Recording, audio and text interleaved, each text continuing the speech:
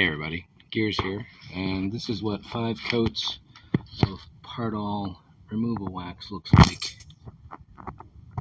when it's done. Technically, you don't want a lot of blobs. It really needs to be smooth. So for example, some blobs right here that may or may not be seen on the camera, those are going to be divots in the surface. Over here, I had a bunch of shapes to fill up, so those had to be filled. And of course, this is now warming up in the sun to start casting the copy of the trunk.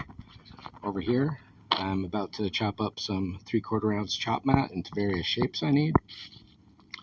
Got our scale, catalyst, a little pigment to help get a nice even coloration to work with, gloves, cups, brushes to dab it all on. Yeah, you do not brush fiberglass, you dab it.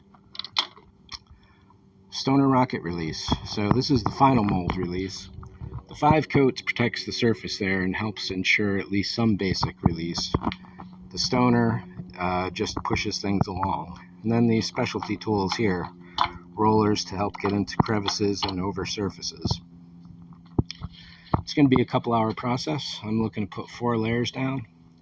So I want to have as much done as possible up front.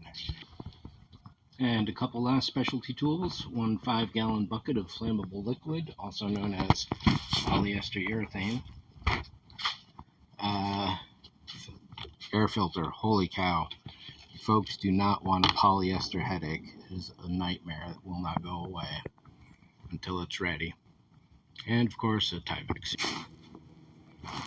Alright, the attack plan.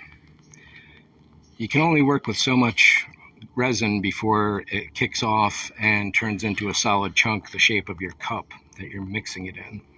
So you have to work with relative speed. You need a plan.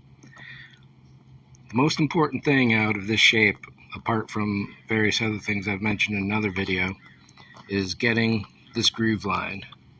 So I've got a couple of, more than a couple, of smaller cuts that are fairly precise on the edges.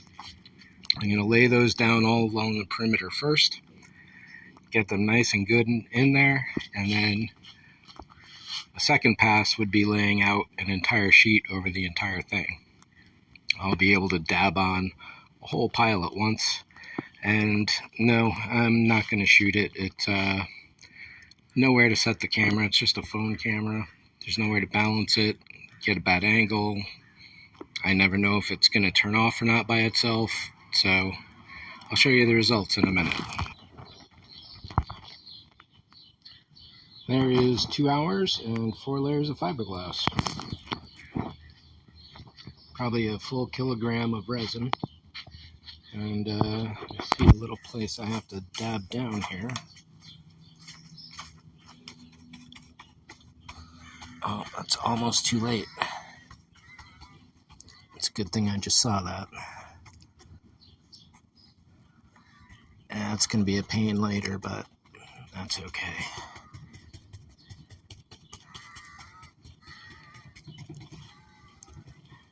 So I pre-scored the lines all around here, and then dabbed all the fiber back down, because this stuff, you do not want fiberglass splinters in your fingers, or anywhere for that matter, because it's exceptionally painful. So just a matter of looking over the surface, making sure there's no hairs sticking up.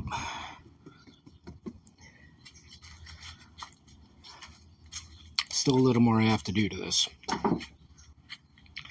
I have a bunch of 2x2s around, so I'm going to cut some strips, and just like the frame on the underside of this, lay strips across here. And then I'm going to have to jig those so that I can set the height correctly. So I have to measure the top of my car's roof to the top of the trunk to the ground to figure out the difference between all those. Then I can jig this so it's level, and I'll be able to set the droid slot level.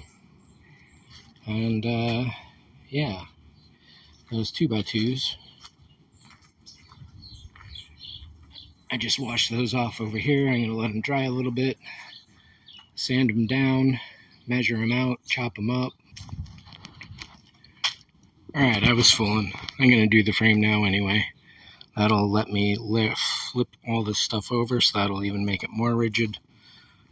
Flip a few other things over, take care of a few problems.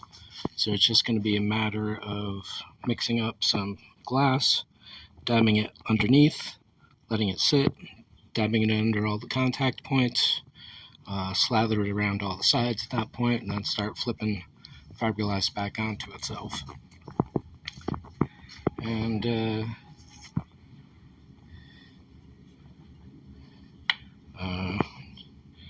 not quite one full width there. No worries. And there it is. Not quite wrapped exactly how I thought it was going to go, but the general idea is there. I'm going to it should pop out very easily, considering the size of it, the thinness of it, and the flex overall. And from there, tomorrow, it's just a matter of jigging it parallel to the ground. Thanks for watching.